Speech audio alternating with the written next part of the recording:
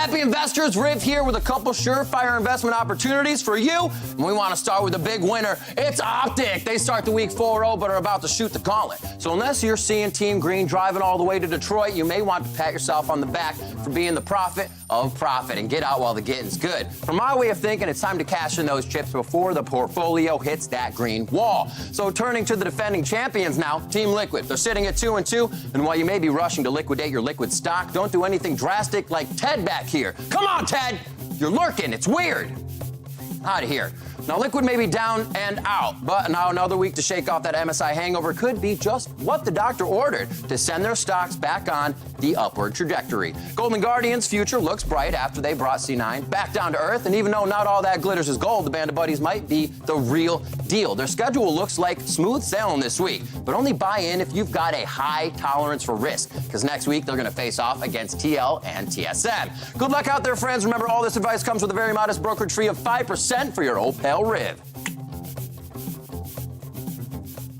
Thank you, Riv. Ted, get your head in the game. We'll see how much of the advice, though, that these guys take in our next edition of the LCS stock market. Of course, we must start with the team's valuations based on the first 2 weeks of play. So let's take a look at the movement as Riv encapsulated Optic, one of the biggest winners, plus 85, shooting up the standings. A couple other winners, though, in Clutch, Counterlogic, and Golden Guardians, while the rest take losses, and Cloud9 with that smooth even.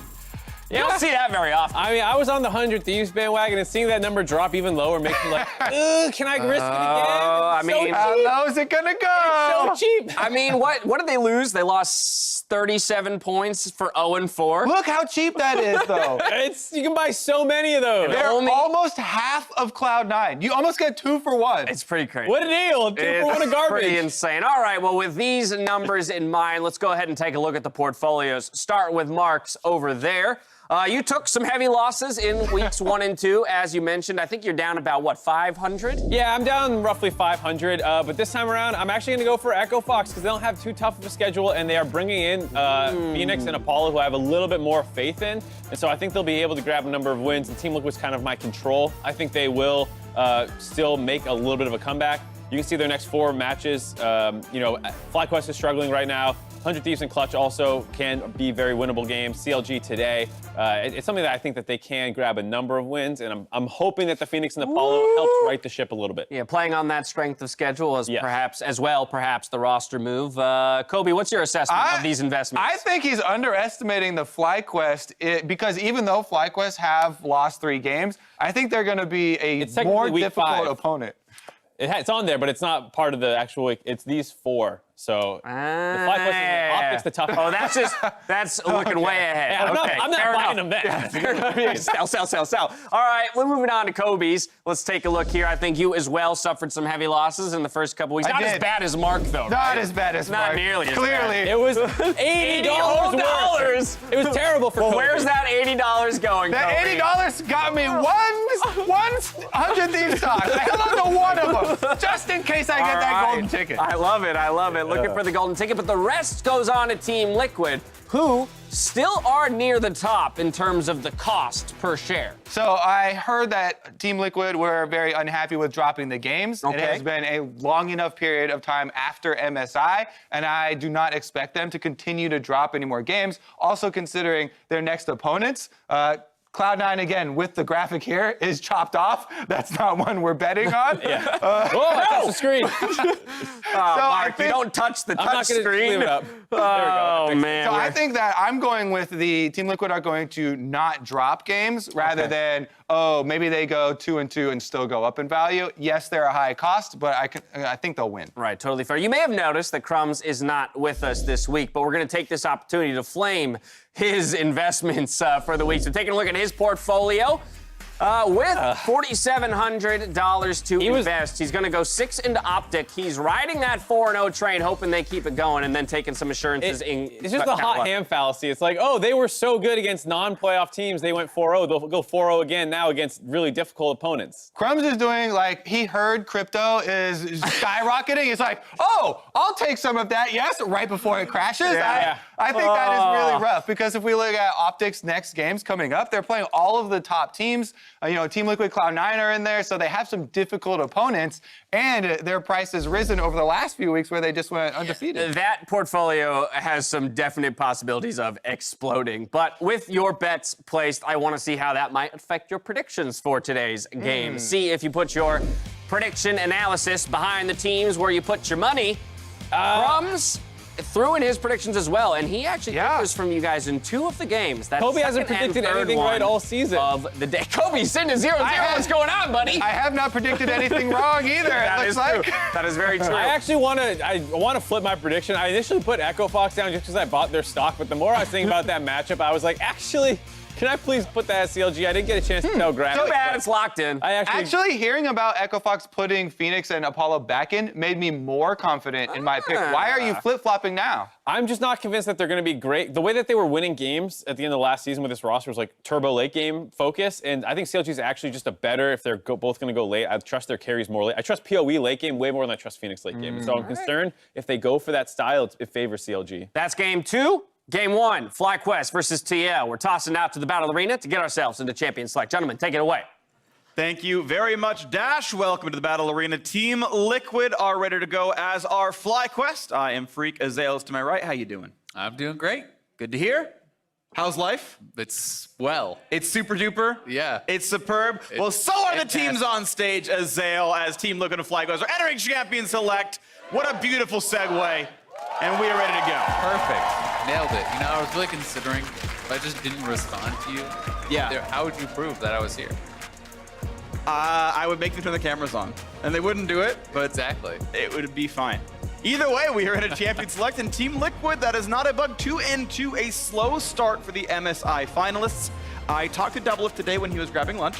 And I was like, Doublelift, I need some spicy inside information. What's going on? And he says, was like, Freak, why did you follow me here? I mean, sort of. But he's like, if we lose today, the coach is getting fired. We're not allowed to have a negative win rate. So I assumed he was joking. We'll see. Yes, he is joking. I can tell you that for sure. Team Liquid, off to a little bit of a bumpy start. A lot of people, though, pretty highly public that they were taking some breaks, that they were feeling a little bit burned out after MSI. Week 3 now, though, they have to ramp back up. I know they were not happy about the fact that they were out to this slower start. They want to be making sure that they are, in a really comfortable position, that they are very early on in the season, locking in playoffs, securing their world strips. These sorts of things are really important to this squad. And FlyQuest, likewise, had a good spring split. They are off to a rough start here too, 1-3. Certainly one of the teams that people were expecting to perhaps challenge those top 3 squads. And they did have one really good win against TSM. That is one of those upper echelon teams that people had predicted at the beginning of the split, but still, they are going to need to. And look at the smile on his face, hovering the York against Impact here. Yeah, it's fine. It's a solid top lane. I'm pretty sure Aatrox is a bit stronger as we wait for the time to tick down and figure out what they do want to play. Silas, of course, the only 100% champion across the top 5 leagues in the summer split is Silas. Aatrox, the most sought-after top laner overall, though, and we'll see where that Silas ends up going. Yeah, Silas definitely could go mid or top. Aatrox, we are certainly expecting to be going top. It has not really been getting played in jungle or mid in NA recently. There is still champions along the lines of Rise. We had been seeing FlyQuest do quite a bit of that split push style, and another thing that has really been developing is Xayah being picked independently of Rakan. People are not always feeling like you have to grab that duo together. We've been seeing Xayah Nautilus, Xayah Lux, Xayah Rakan. So even though teams are often then forced to ban out Rakan or feel that they have to, you still have all these other great pairings that can be put alongside it. Yeah, there's a lot of value here against Team Liquid as well. CoreJJ is really best on initiators. Rakan has been, I would say, his best champion of the year. With Xayah taken up, you are less likely to want that champion. So even though you've grabbed a good marksman, you've also probably pushed CoreJJ down his tier list as well. There is the Rise now picked up for Jensen. We now know pretty much 100% of the time that it's Aatrox top with Rise in the mid lane. And now what are they going to pick next? What are they going to pick against Xayah in the bottom lane? Yeah, it'll be really interesting to see where they do actually elect to go. A lot of players are really feeling that it is the rise of mage supports, that a lot of these guys are coming back in. People are really struggling to actually deal with Lux support in particular. A lot of players have been talking about, just how flexible it is, just how strong it is. Against all-in champions, you're going Aftershock. People don't think that you can actually burst it down. Against poke lanes, it can go, Guardian and have a lot lot of kind of sustain and effective HP that you're adding in a team fight through that W max shield that you're throwing out and hitting your teammates with. So it'll be interesting to see if anyone does elect to grab Lux or if it's going to actually get taken away. Ooh! Viper grabbing the Riven. I love it. Again, the gauntlet is thrown down. We know the Aatrox is top lane, the Rise is mid, and Viper says, guys, this is a Riven game. I will clap Impact, don't you worry. Brings it out. I'm excited to see this. I'm excited to watch this one play out. It's going to be a fun matchup. Yeah, definitely very exciting, and both the top laners were having some banter in Champ Select before, so they are certainly ready to go. Viper was playing his signature Riven against TSM in that one win that they do have in this split thus far. He absolutely popped off in that game, was looking very, very good. And there is that Rakan ban that I was talking about. Because it is such a powerful pairing, it does very often draw that ban, but yet people are still comfortable pairing it alongside, the Xayah alongside some of these other high priority supports. So right now, both teams need their supports. You've got Team Liquid, who needs a bot laner for double lift right now, and FlyQuest needs a jungler. So we'll see if we get some desynced bans. You have, of course, double marksman ban coming out of FlyQuest. They get rid of Sever, who's probably the cream of the crop, right after Xayah. Ezreal, a decent pick as well, but there's still much more in the pool overall. And Team Liquid, are they going to push another support ban down because FlyQuest get first dibs, or do they try to pinch Santorin's pool a little bit? With only Skarner really grabbed up and only Olaf otherwise banned, there's kind of an ocean of opportunity down there. We'll see as the time ticks down what the final ban's going to be. Running out of time, and it will be Elise, actually, because you see there's plenty of physical damage with the Riven. You typically want to win top lane through that champion. Magic damage jungler would have fit that bill well. Yeah, it certainly does. And if you want to play really aggressively around that top lane, as you often do with a Riven, 2v2, Elise is incredibly powerful, really adept at pulling off those dives as well on that top side of the map. I also do believe that it was Elise paired up with the Riven in their last Riven game against TSM, and that worked out quite well for them. If we do get a Rek'Sai here, people do kind of give the edge to Rek'Sai in the earlier stages, but it becomes very difficult for Rek'Sai to teamfight into a Skarner because people are going Warrior, people are going damage builds these days. If you burrow into the teamfight and simply get ulted up by that Skarner, you can get focused down before you're really able to get much of anything done. Yeah, and you're not kind of like a Sejuani or a Zac where you can just build a QSS and you still do your job really well. Rek'Sai has a QSS, she doesn't do damage anymore, so that's going to be a bit of a tight fit right there. Caitlyn gets grabbed up, not a big surprise. She's definitely been appearing a lot more as of late in the pro scene. Lux alongside it, so the front line's going to be only Aatrox and Skarner, with an almost certainly shield max Lux for Core JJ in the bottom. Yeah, this is great, and this is actually what they played against with Optic. I do believe when they played against Optic last week, it was this Caitlyn, Lux, as well as the Victor in the mid lane, and they were sieged upon very, very heavily. They really did struggle in that game to kind of deal with some of those strategies. So, will be interesting to see if they are going to be able to pull this off themselves. The Nautilus will be the selection here for JJ. So one of those supports I mentioned earlier, which can really be paired up well with the Xayah. It is not, I would say, as powerful as the Rakan. It's more kind of one-dimensional. You have incredible engage, but you do not have that disengage, jumping in and out of fights as Rakan can do. But that being said, with the root, with your hook and your ultimate, you're setting up for those feathers to then be following up on that with the root from the Xayah. So can be quite powerful in that regard. But that being said, if you cannot all in, Lux and Caitlyn will push you in, they will be poking at your turret, and they are certainly going to be drawing attention, you have to feel, from Santorin, from Pewelter, to potentially on those roams down to that bottom side. Otherwise, they can threaten those early tower takes, and that is when Caitlyn teams can snowball the game very heavily, can move around the map and really take over. Yeah, then we definitely have both side lanes as hotbeds for action down here. You can find a hook onto Lux or Caitlyn. Some really big damage can be done. Of course, they're going to keep trying to siege on the Team Liquid side, and on the other side of it, of course, Riven versus Aatrox, going to be a volatile matchup. Riven should be able to dodge away from a lot of those sweet points, the sweet parts of the Aatrox Q, dodge away from the knockup, dodge away from the bonus damage, and that can be very, very aggressive 1v1. Yeah, it will be very interesting to see how this plays out. Silas with some pretty powerful ults to steal. Aatrox ultimate pretty good, Skarner ultimate, Lux I think are kind of the main three, but there's nothing absolutely game-changing besides maybe that Skarner ultimate. And excuse me, I do believe that game that TL had was actually, I think, against Seal G, if I'm not mistaken. So I did have that mixed up was not in fact against Optic, but it was this bottom lane that they did face off against and really struggled to really get much done because of the power of the sieging. You drop traps on one side of the turret, you're losing singularity, that Luxie on the other side of the turret becomes really tough to approach. One thing I want to point out, as we get the cheers from the audience to cheer on their favorite teams, both Team Liquid and FlyQuest have been very good teams so far this year. I always do like pointing out when it's Spell Thief's Lux. Now, Aftershock is the standard keystone. That's, make no mistake, that helps her stay alive against someone like Nautilus. She can save her Q for when there is an actual fight, gains 30 armor, doesn't die in the 2v2. But Spell Thieves, in the games I've mostly seen of Lux support in pro play, she very quickly has to start playing defensively against other engaged supports and gets a very, very late quest complete and gets a very late sight stint as a result.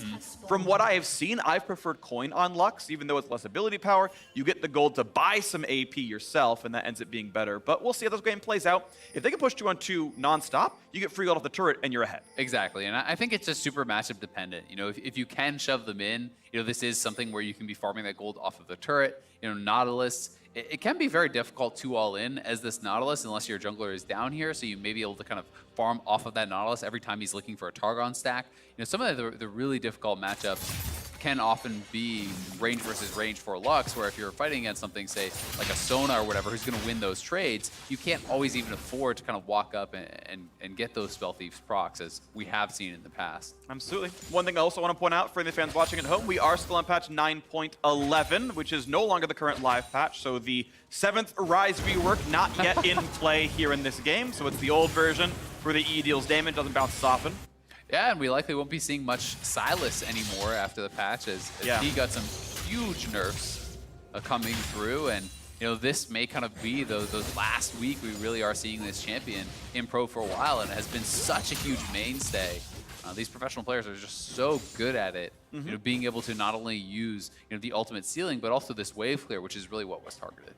And of course, as we still see ourselves in this game, we've got pretty close on farm. Jensen has only dropped 1 CS the entire first couple of waves. There's an aggressive ward. CoreJJ, of course, with the wave being pushed, able to walk up there. That's a very, very good trinket ward. It spots blue and Gromp, especially if there's ever a red side start for the opposing jungler. You can track the rest of that path, no problem, and you're almost always immune to getting ganked. Yeah, and both junglers doing kind of similar paths here. They did a full clear, Raptors, Krugs, red. Now going back to the other side. Smithy did take an early base, though, to grab the Predator boots, so he now is going to have the ability, with those off cooldown, to be able to threaten for some sort of a play, but it looks like he did just use it to get back out on the map, and they're just going to kind of use that for a little bit of a additional power in the early game, whereas Santorin is likely just going to be doing a 6-game clear into Scuttle base and make his first buy and then look for some sort of a gank. And it kind of has been more of Santorin's style this split, I would say, is kind of heavily prioritizing farm and not always going for those early level ganks.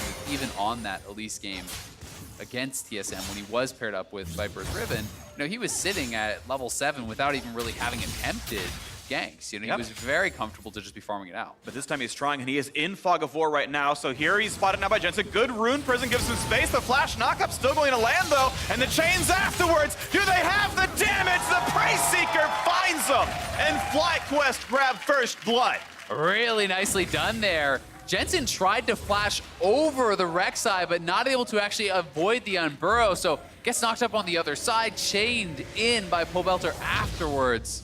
Really good CC chain from them. And that is such a good start here for Santorin, who did get to power farm out. 5 camps, comes mid. There is the flash, not able to get away from Santorin. And then the Prey Seeker finishing him off before Pobelter would have potentially gone down to that turret shot. It really heads up stuff right there. Smithy gets to capture the Spire, but I don't believe took a lot of farm, maybe parts of the Krugs, not even the Krugs. So gets some vision down, has to leave right away. But is able to run around the map now himself. So this is FlyQuest with 600 gold for an assisted first blood. Yeah, and you can see on the bottom side, Heal and Ignite have been traded. I do tend to think that does actually favor the Caitlyn Lux lane, simply because if you do not have 100 to 0 kill potential, it's very difficult to actually engage on the side of this Nautilus Xayah. So that Ignite has been used, and we'll see if this TL lane can continue to kind of keep them shoved in. The CS, though, slightly in the favor of Wild Turtle, very even in that regard, so no major advantages in that way. And it is TP taken by Turtle, so he's going to be the one who can actually TP back to this lane and just try to keep pressure on. And Jensen kind of susses out, like, Poe's playing so far up, I don't have vision, maybe I should be afraid of Rek'Sai.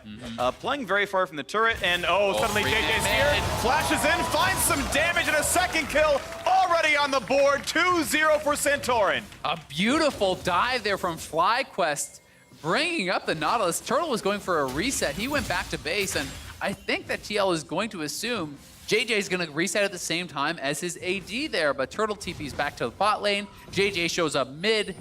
The collapse from FlyQuest coming in from either side. And remember, this is a flashless Rise. Really nothing that Jensen could do to escape this. He was actually playing quite defensively, but the knock up, the passive auto, the chains coming in from Pobelter, that is another easy kill. And Jensen is way down already. And he's going to be quite behind as far as experience. He's down 12 CS also. And he is going to be a target for these repeat ganks because still there is the flash available on Pobelter.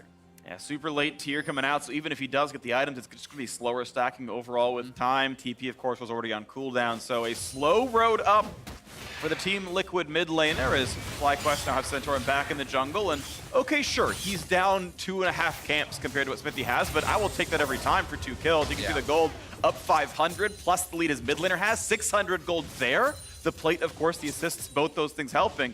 The FlyQuest an amazing early start here, and you mentioned Rek'Sai. Yeah, a bit of a stronger early game jungler, and though Santorin previously this year has been a bit of a farmer, has been ganking great so far. Yeah, he's been playing incredibly well this game, and it is someone I think that is critical for FlyQuest's success because he was so damn good for them in spring, and getting yourself this sort of an early lead on Rek'Sai really can put you in a great position to snowball the game. You're a champion that not only do you have the early success, if you get those kills in the early minutes of this game, you can be 1v1ing solo laners in the mid game. Your ultimate becomes such an incredibly powerful tool if you do get that early warrior completion, and he's really on pace to do just that. Oh, very good start in the mid-game as Pobelter. Well, he's found a way to get his jungler over. If you watch the LCS countdown at the beginning of the day, there is a soundbite of Jensen saying, you know, Pobelter's a good team fighter. He knows Cody's on good teams, but he doesn't know how to pull his jungler over.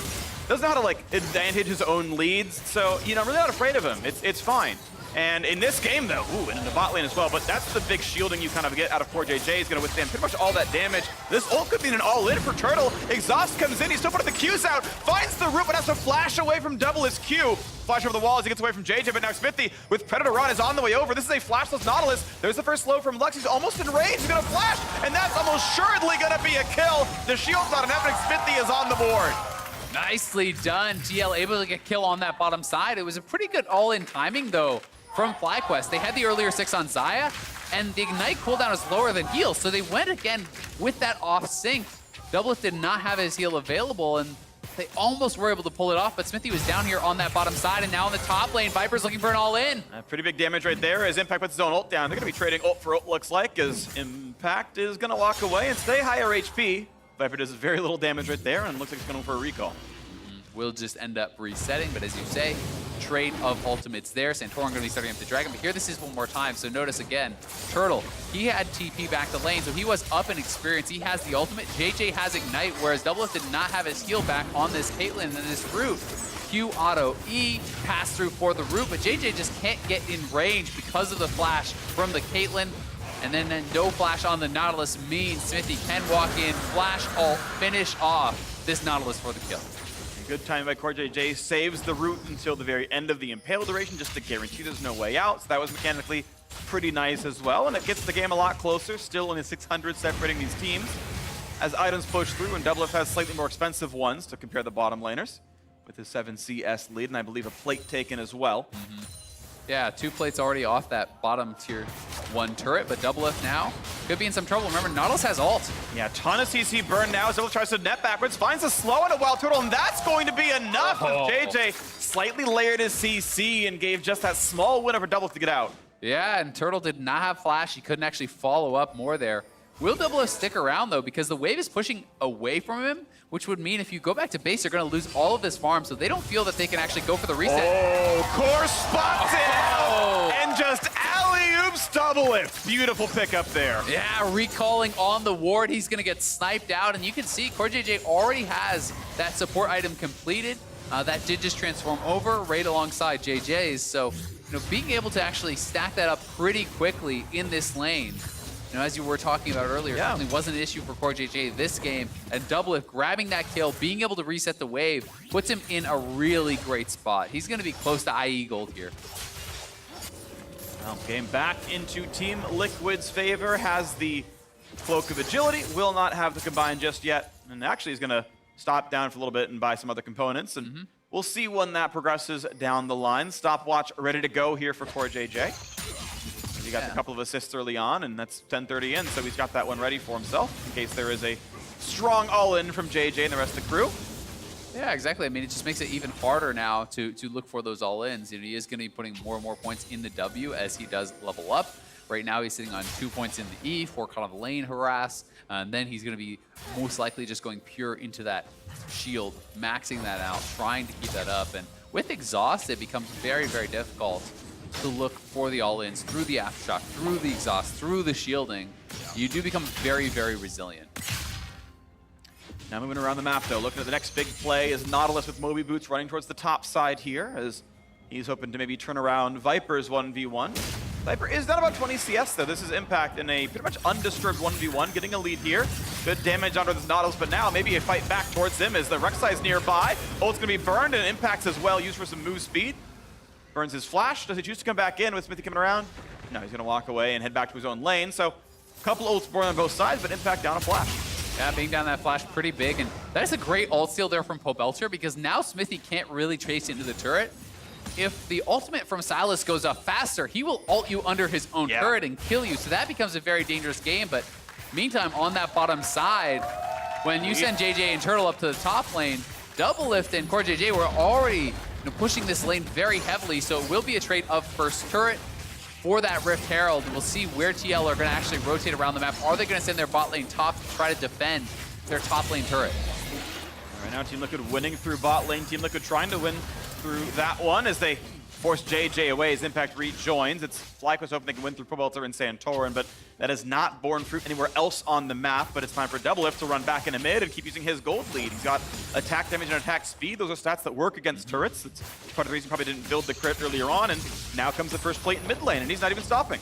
Yeah, just continue to poke away at this turret, and this is such a strong way to utilize the Caitlyn. This really is what was done to them last week, and now showing their mastery of this style, being able to kind of create these zones of control. It's very difficult to engage through Caitlyn traps straight into the Lux because Caitlyn can create this small corridor where you have to engage through, and then it makes it almost impossible to actually dodge the Lux binding when you're having to run through this one gap in those traps. And if you ever step on a trap, that's a free binding follow-up. And then there's the Room Prison. There's so much that you are having to deal with in that sort of a spot.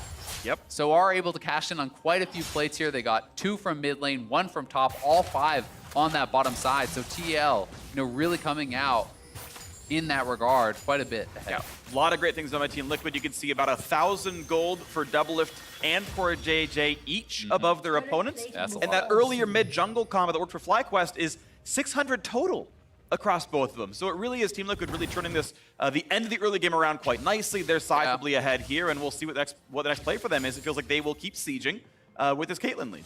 Yeah, they certainly will. And now that's IE plus Zerkers complete there for Doublelift. And while those early moves towards mid lane were great from Pobelter and Santorin, even JJ making that roam up, the lead has not compounded. It has not gotten any bigger. In fact, it has actually been shrinking over these last minutes. So Pobelter is still certainly stronger than Jensen at this point in the game, but has not been able to really extend that lead thus far. And that early Athenes, normally you say, well, support role doesn't actually matter as much. I do think that Athenes in particular on Lux is incredibly strong, making it even harder to all in because it is a champion that stacks up that poke damage fairly well. And then you're able to kind of get that additional 250 maximum heal, I do believe it is, off of a shield. So that makes the all-ins even more difficult. Yeah, a lot of extra health can come in through right here. And we've got the first Drake of the game coming down without any difficulties as Team Liquid with their newfound mid pressure and their already earned bot lane pressure get that one picked up. There's their Infernal, the earlier mountain, of course, grabbed a while ago by FlyQuest through mid. But this is still probably the better Drake overall. And well, now with Shelly summoned up, 9 plates to 4, at least one turret will get on the board for FlyQuest. No one is answering Pobelter in the side lane. Impact sitting far enough back that he knows to be afraid of Rek'Sai. Yeah, there's not really anything he can do to actually defend that, especially with the new ultimate where you have to get a kill or an assist before you can revive. Maybe in the old days you could have tried to aggressively defend that, but no chance in this situation. So it will be a turret, but on the other side of the map, you did see Smithy was actually farming away the opposing blue buff, taking away some of those camps, so trying to equalize the gold exchange there.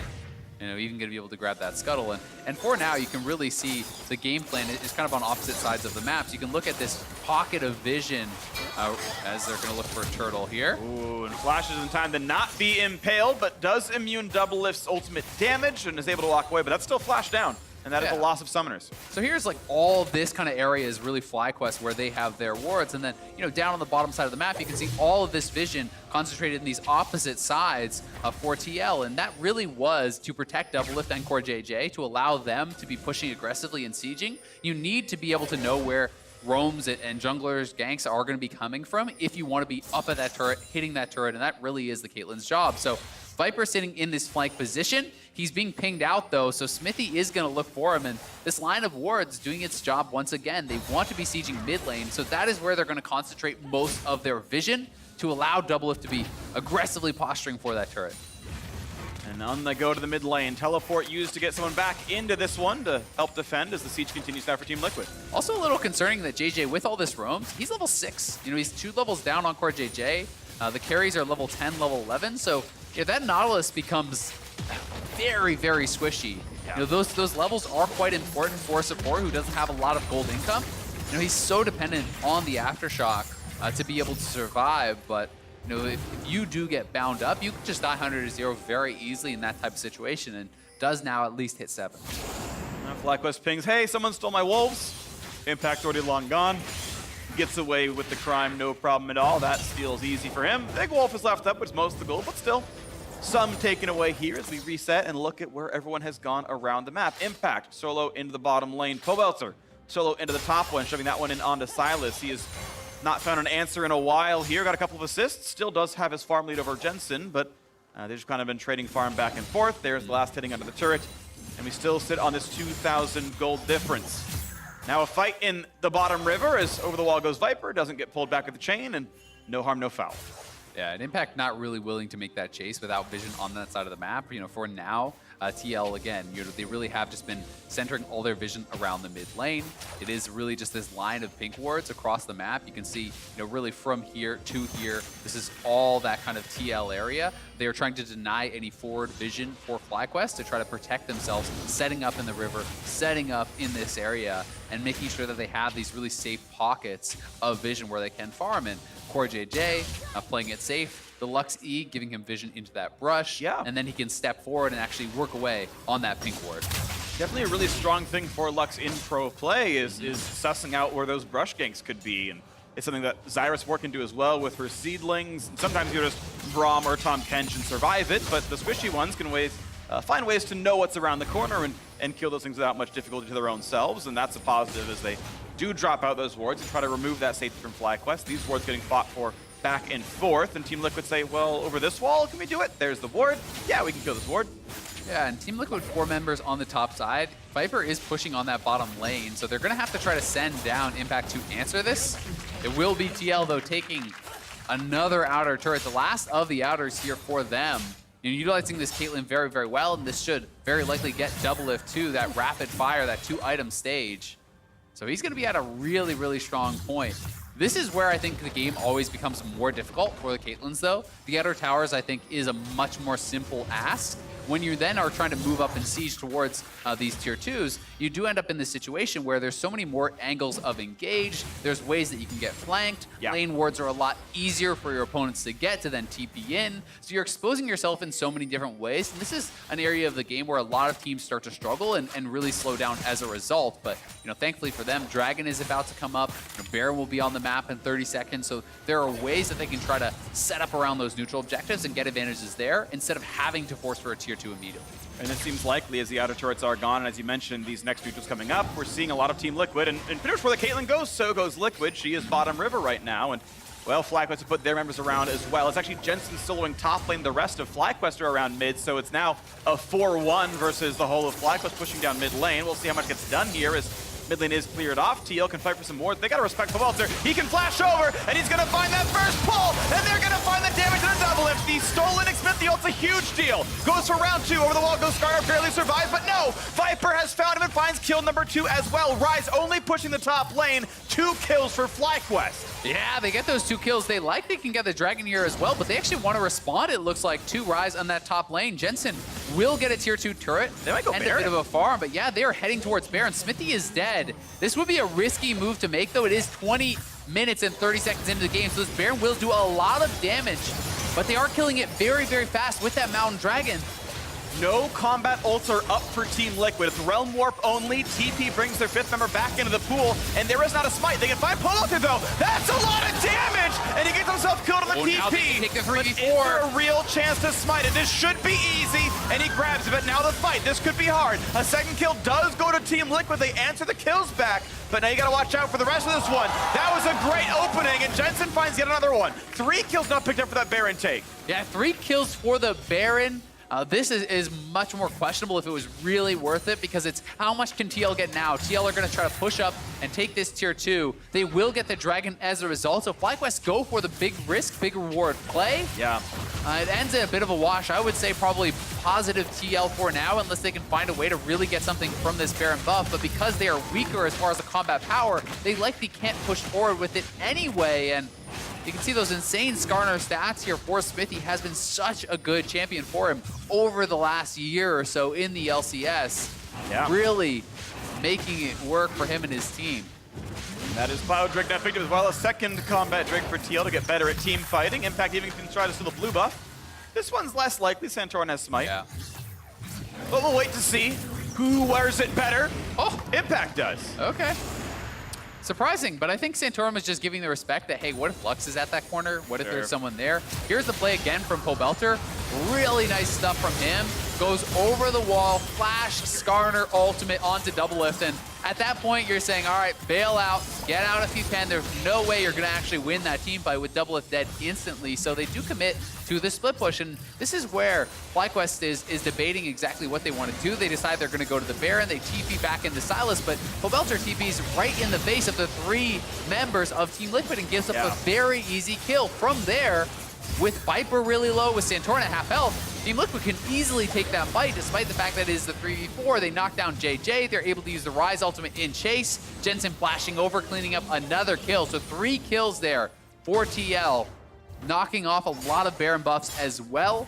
Then taking the tier 2 mid, the Dragon.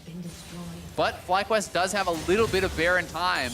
A minute 20 here remaining or so on that buff. So we'll see if they can actually utilize it to get any sort of an advantage. And they have gotten 2 turrets to their credit, so a very minor advantage in the goal taken with this Baron power play, but still, you know, not the most effective. Sure, of course. Those trade kills that Team Liquid got were really big. Yeah. That was I think cataclysmic, because it was not only, you know, more than 1,000 gold of kill credit, but the 3 Baron buffs off means a ton as well. Yeah, it really does, especially because they took it off both the soul laners, so the split pushes actually knocked down quite a bit. Yep. But it's not to say that it was a poor attempt from FlyQuest. I actually think if Pobelter didn't get picked going in, yeah, they probably just take the Baron and get out. He because I steals don't Realm think- Warp and they leave together. Yeah, like you can't actually engage into that 3v5, but because they got the free kill on Pobe, they were able to really kind of make that look a lot better for them. So certainly a costly mistake from him. Either way, game fairly close to parity, but double lift at a strong point. And when you do look at the Dragons, in combat move speed as well as the additional ADAP is favoring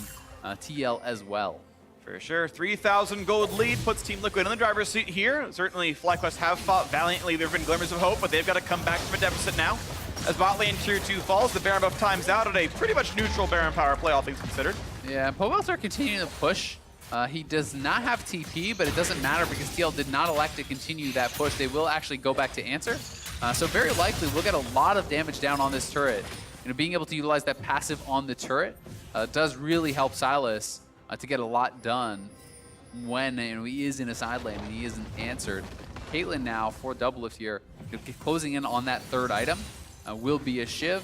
And 3 items is really where people like to kind of target Caitlyn as becoming very strong again in the fights. You know, people really do talk a lot about Caitlyn's early lane power, but then there is kind of this fairly big power trough. You are much weaker on 1 item than, say, Azaya, even weaker on 2 items. A lot of people will argue. When you do hit 3, when you have that crit, when you have a high amount of attack speed, you have so much safety with your additional range in team fights that your DPS is really ramping up and you become quite an effective team fighter. Yeah, that's basically her strength, is that she's very good at making sure her items are always on because of the 650 range, and so lo and behold, when you get more items, them being always on is a big deal. So we're gonna see now as we get 25 minutes into this game, Baron and Dragon both spawning in about 80 seconds. We'll see if it's Team Liquid playing the Siege game or if it's actually just trying to find the right way to trade the objectives back and forth. You have to assume if they go for one, FlyQuest can try to rush the other. Yeah, definitely the case, especially with Mountain. It really does kind of help to enable, those critical close trade plays. When you do need those extra seconds, the Mountain can help in that regard. You can see the early GA done here on Santorin. He did elect to go back towards that before completing his Black Cleaver. That is going to allow him to try to more aggressively trade out his life. The question is just, with the amount of damage that he can put out, with him and Viper diving down, can they actually pick someone off? Because someone is going to be likely getting ulted in peel from Smithy. Are you going to be able to really burst down Doublelift when there is an Athene's and Redemption on Lux, when there is Exhaust? That becomes pretty difficult. Well, the hope is what Poelter hijacked again for the 3rd time, and it's trying to find Doublelift. This is a 0 QSS team, but they're against Silas with a Skarner on their own squad. The overall cooldown is a bit longer than ability. He can't steal it as often as Smithy has it up, but that pick is still available at all times. It certainly is, but it's also scary going in as Pobelter because he has no QSS, he has no Zonias. If you get ulted there, you can be in trouble too, but he's found Jensen. He's gonna find one, he's rooted, but they start to pull. They're going for Rise of Flash. Redemption, so much shielding. Rise is yet to fall. Guardian Angel will drop, but now the re-engage impact puts on a ton of damage on a JJ, and a 2nd kill follows through as well. They're gonna find a 3rd. This is completely Team Liquid, and they're on top of Viper. Coiled around him, he's constricted and dead. 4 for 0. Team Liquid have all the runway they need to take out FlyQuest base. Yeah, they're just going straight for the base here. Likely could take an inhibitor and then retreat back to the Baron if they want. Would be risky to try to go for the end, but it is possible to try to attempt this. 30 seconds on both the solos. I think we're going to see inhibitor into Baron. We'll find out what kind of a play TL want to make, though. You know, it's at least inhib based on posturing there. They're running forward on the turret. They know Wild Turtle is now with JJ. Yep. And yeah, with Rek'Sai back alive in 3 seconds, they're gonna run back to this northern jungle. There is a chance they full reset and decide to say, hey, let's not really play for the Smite fight. But they can easily also get rid of the vision, drop all of these tunnels down, and make that fight all the same.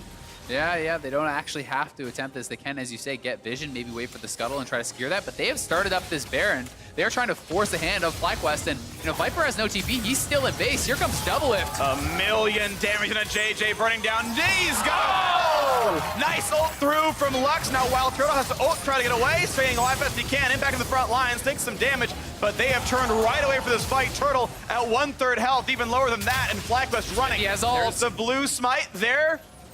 Not gonna go for the pull, actually. I guess they could have traded ult with Poelter, but that's fine with me, I feel like. It's like a game of chicken. Neither one of them wants to be the one who gets ulted first, and Smithy, deciding to go back towards the Baron, wants to take the more cautious play. Didn't know if he would get ulted first. If he does, again, pulled towards the tower, maybe goes down. Instead, they will move over to this Baron pit, and you can see Doublelift is able to actually hit the Baron over the wall thanks to all that additional range, so TL are laying a trap. They're getting damage to Poelter right now. Take some shots with there. They're aware of Santorin as well, but the health bar's so low, he's not going to get smite range. Picked up there for the first one. There's the pull, but it doesn't really matter for his impact. Over the wall goes Poelter. Chase now down, and the rest of the squad coming in with the Realm Warp. But now the backline, you got to watch out for that one. Not going to happen, though. There are no kills picked up for FlyQuest. It's all Team Liquid all the time. A 3 for 0 already. JJ is assuredly going to drop another snipe for core JJ. Says, I wear the letters better. Have a final spark, and this is certainly going to be it. Wild Turtle is alone against all of Team Liquid. He can kill some minions, but there's still so much more time to play with. He can blast cone away. It's fun watching him run. It's a wild goose chase. He is a Birdman after all, but this is certainly the base going down. You can go back to the top side as Turtle is going to live for a few more seconds. We're still watching the Nexus turrets fall in a second. The inhibitors are gone. Team Liquid, there's the final kill. 15-4 on the scoreboard. They will improve to 3-2. And your MSI finalists, The 3-time LCS champions are going to be taking down the Nexus. A 30-minute win over FlyQuest. And one of their strongest performances of the season thus far, Team Liquid really turning it up after that one failed pick onto Jensen. They got so much of that fight. And in that fight, you were really able to see the power of the Lux. A fully charged Athene's redemption lands on a low health Jensen. He just went back to full basically in that fight. Yep. Gets Lux shielded up, and when FlyQuest had dumped all their damage into trying to kill that Rise through the Seraph, through the redemption, the Lux shielding, the Athene's everything there to keep him up. They win the fight hard, they get the Baron, and they were able to really set up the picks around the Baron so incredibly well. Team Liquid cleaning that one up pretty well. Thank you. Yep, and that is the kind of game I think Team Liquid fans wanted to see. Is, okay, you guys said you wanted some time after MSI, but ooh, we were really not convinced by week 1 and 2. And you know, in about 10 days, you're facing Europe's best at Rift Rivals. Please, Liquid, can you be on form again? And this looked pretty good. And I do want to say that even though FlyQuest are now 1 and 4.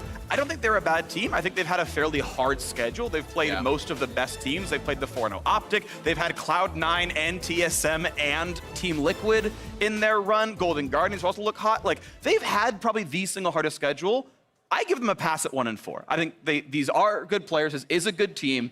For Team Liquid side, you should feel good about beating a team that is this good. I think the rest of the road looks better for FlyQuest. It actually can't look worse from here. So, you know, I think positive things all around for both teams. Liquid, again, tuning up. Yeah, definitely the case. You know, it is not the end of the world for FlyQuest. I still think that they can be a playoff team. Yeah. But that being said, people were talking about, can you challenge the top 3? If you want to be one of the best teams in the league, strength of schedule or not, you can't be starting 1 and 4. Yeah, their one game is a win over TSM, but there's a lot of road ahead. So that is it for us for now. For more on that victory, obviously standing by with Team Liquid's jungler. Thanks, guys. Smithy, let's see your hands because show me your hands. Come on, show me your hands. No nail polish. He broke the curse. Congratulations on the win. What did you do to pull through and make it different? I think we just started practicing after we thought that we couldn't rely on the nails anymore. So, yeah. All right, well, you've had 2 weekends of basically going 1 and 1. Not the super dominant start that a lot of people expected after your MSI run. What do you think's the cause for that? I think just a lot of things. We weren't really used to the meta, even though like there wasn't much difference. And we weren't really good mechanically, like to our like expectations. And we just need to be, I guess, like practicing more. Awesome, well, thank you, and congratulations again. And for more on the game, let's hear from the State Farm Analyst Desk. Thank you very much, Avli. Team Liquid moving to 3-2 with that victory over FlyQuest. Immediately, I want to take a look at Champion Select and then dive into some game clips because some interesting stuff happened. We've got another Lux, as well as Caitlyn's now finding their way back into the meta. My favorite champion in the game, James. I mean, he did get target banned out a little bit here, and I think it is one of the best marksmen in the meta, so no surprise to see him on it. Plus, it's a great match with Lux. But I can't help but be a little disappointed, like, oh, there's Caitlyn coming back in the meta. Hey, you just said it's your favorite champion in the game. How is he now disappointed? That's a straight-up contradiction. He's just a liar. I've got a lot of questions, Mark. You couldn't pick up on sarcasm. Cody, that's good to know. Change the way you approach the rest of the day. Yeah. But, of course, as well, we have a very spicy top-lane matchup in the Aatrox versus the Riven. It's great to see FlyQuest continue to invest in Viper and his ability specifically on that champion. But more than anything, I think we have to highlight the mid lane matchup, especially given Jensen's choice words coming into it at the top of the day. Yeah, he said, Pobelter's a great player, but he doesn't know how to call for the jungler, can't be the hard carry. And so it was pretty funny to see early on in the game this very direct focus from Santorin onto Pobelter into the game.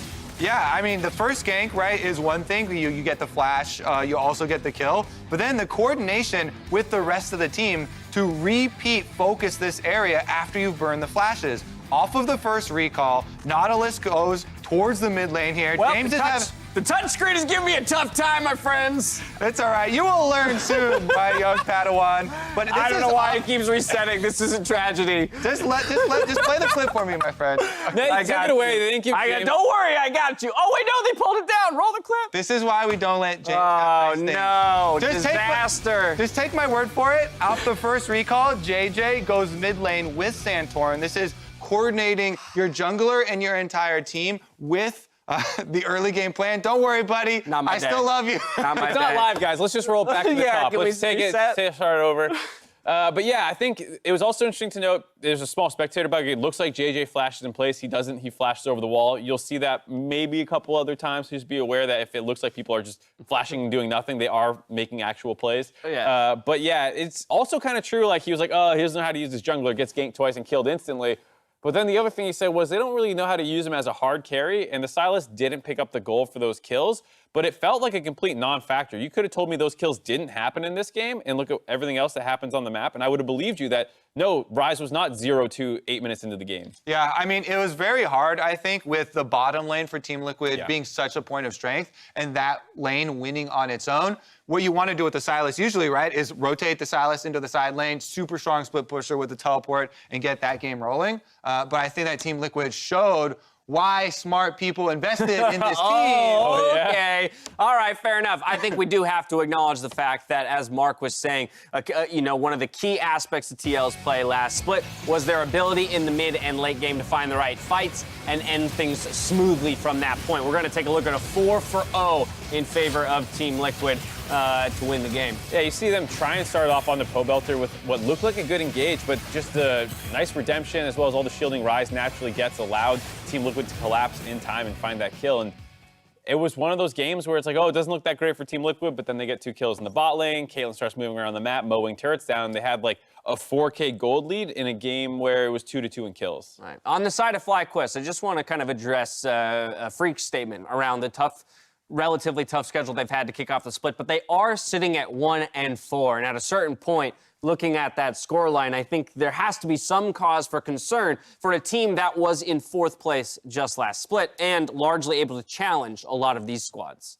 Yeah, I think last split, even though they finished, in 4th, you have to remember they did beat TSM at different points. I think they took a game off Team Liquid as well. So it wasn't like, oh, they were 4th place because they beat everyone below them and lost to everyone above them. They did find good wins in the regular season. So even though it is a tough strength of schedule, it's hard not to be a little disappointed. Yeah, I would. There is definitely some cause for concern. I was, like I talked about with the mid lane focus, the early game, that does give me hope moving forward. As I also talked about, FlyQuest's schedule gets a lot easier since they've gotten literally all of the more difficult teams out of the way now. If they continue to lose, then you can panic. All right, fair enough. TL ramping their way back into the summer split. Coming up, though, it's a battle for first place between Optic and Cloud9. If the green walls surge at the start of the split, has you wanting to rep Optic, pick up your team pass in the league client today. The pass will unlock a bunch of team-specific swag. That way you can show your allegiance to allies and opponents alike. We'll see how Optic fares against the team leading the fan pass sales, Cloud9, after this. Good rune prison gives some space. The flash knockup still going to land though, and the chains afterwards. Do they have the damage? The Price Seeker playing very far from the turret, and suddenly JJ's here. Flashes in, finds some damage and a second kill. They don't feel that they can actually go for the reset. Oh, Core spots it, and just alley-oops double it. Play for the fight. Play for the fight. Looking for fight. Can we go after? Can we go after? Yeah. Here. Riven no push. Riven no push. Riven no push. Riven no push. Guardian Angel will drop, but now the re-engage impact puts on a ton of damage on a JJ, and a second kill follows through as well. They're gonna find a third. This is completely Team Liquid, and the rest of the squad coming in with the Realm Warp, but now the backline, you gotta watch out for that one. Not gonna happen though. There are no kills picked up for FlyQuest. It's all Team Liquid all the time. Welcome back to Assist of the Week, presented by State Farm. As Optic Gaming looked to wrap up their final push into FlyQuest base, a team fight was brewing. Luckily, Optic's crown knows that sometimes the best assist is to simply dangle your own life at the end of a stick. The tasty-looking Twisted Fate baits the dive from FlyQuest, which ultimately spells their doom.